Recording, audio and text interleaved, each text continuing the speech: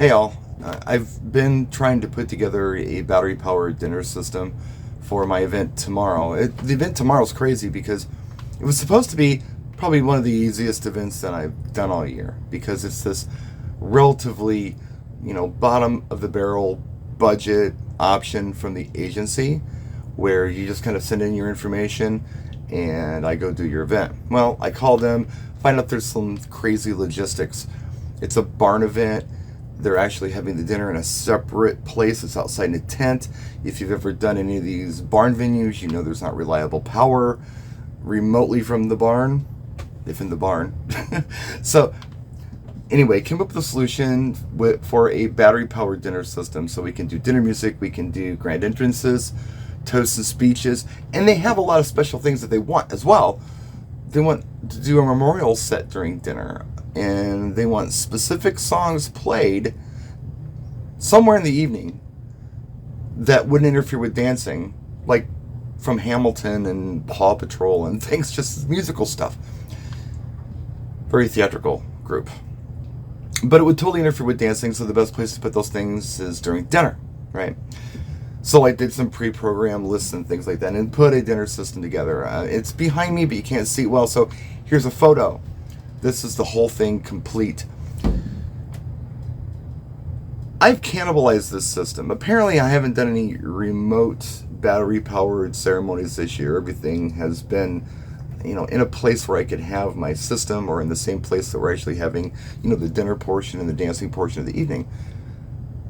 I had not realized that I had cannibalized part of the system to put together that tour source rig for Swisher Sweets that I went to Rockville with and Mopop.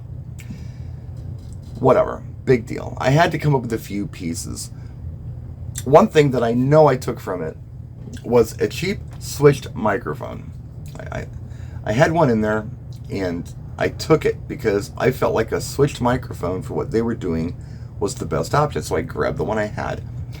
Why a switched microphone? Why not just a regular microphone? Well, with the Maui 5 Go, the controls are on the speaker itself, so you don't have a mixer in front of you to turn things up and down. It's just more convenient for me, especially being one-armed, just to be able to turn a mic on and off. So I've got this American Audio microphone. It's a, VRS, probably a, I don't know what it says, 20 maybe? Or V something S20, I have my glasses on, but it's perfect and it sounds fine. I love these inexpensive switched microphones for things like this. Quick on and off. Otherwise, you've got a live mic on all the time. You say the wrong thing, it goes over broadcast. You can get wind noise, all kinds of fun stuff. And by the way, this will get a windsock because we're outdoors. So windsock is something I gotta stick in my noggin. Gotta bring those. On to the wireless microphone.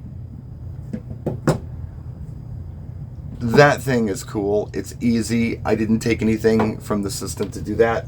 How do I power a wireless microphone? I take a regular wireless microphone and I take this Colorado Satellite lithium ion power pack. This thing is an absolute necessity for anybody who wants to do something like this. This is the easiest way to safely power a wireless microphone, and you can do it for many hours, like 12 hours with this thing. I've had this thing for probably the better part of 5 years and it's never failed me. It's got a little charger. Charger lets you know when it's charged. I think a full charge on a power pack would probably last me a week. I mean, it's crazy. It doesn't take much power to power one of those mic receivers. So this is what I use for the wireless microphone. It allows me to go battery powered, is this. Okay. And then I have a little cable like this. It's got the little, DC plugs on each side. It's that easy. I loaned out my Maui 5 Go to a friend of mine. Same guy who owns Tour Source, actually. Because I had nothing on the books for, anything going on for ceremony. I have two Maui 5s, not a big deal, but I did loan him my really cool mini to mini stereo cable. I've got a really cool one. It's coiled. It's professional looking. He bought it for a movie night. In fact, if you look at the backgrounds, those boxes, those are brand new Maui 5 Go's that I ordered from my friend who owns Tour Source, Jason, right? He hasn't picked them up yet, and he still has my Maui 5 Go. Again, I have two, not a big deal. but I loaned him my mini to mini cable, and I could not find a decent mini to mini cable to save my life. I grabbed this stupid noodly thing that I was using in my shop that, I don't know, every time I touched the plug I heard static. So I'm like, oh no, what do I do? Couldn't find anything. So I hate this, but not as much as I hate the noodle. I made my own. I took 2 different cables. One is an RCA left and right 2 mini. You've seen those cables before. Here's the RCA left and right side. Here's the mini side. Okay. And then I found, because I couldn't find 2 of those, I found this old cable that I had for probably like a little portable television or something, or a portable DVD player, that had the left, right, and video RCA cables. Ignored this one. Plugged the left and right in. Used RCA to RCA couplers.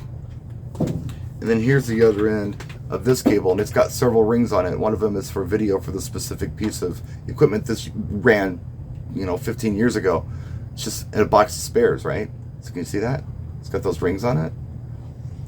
Well, the stereo left and right rings are the same apparently, because I tested this thing and it does work and it's stable and there's no static or no other problems. So I hate it, but it'll work because I don't have my cool one back from my friend Jason yet. So everything is up and running, and I'm going to top everything off and pack it up, and we'll be all set for tomorrow. Anyway, if you have any more questions on this system, let me know in the comments section. I use it for ceremony. If you go back in my video catalog, you'll see a lot of videos that I did for ceremony with this system. This is the first time using it for dinner. I mentioned the pre-programmed set list that I'm doing. So I went into Mixmeister Pro 6 and I made these long dinner sets with all the songs I want. So I don't have to be crossfading every 3.5 minutes. I can line up the wedding party. I can give the tables the attention that I want. I can do the running around that I always do during dinner because I'm never just sitting there with these pre-programmed sets. They're right. I know they're right. I've loaded them into my Amazon Fire tablet that I've hacked to be an Amazon Android tablet, and I'm running DJ from Algorithm on there. I am running it offline, no problem. And I'm going to bring in a spare tablet too.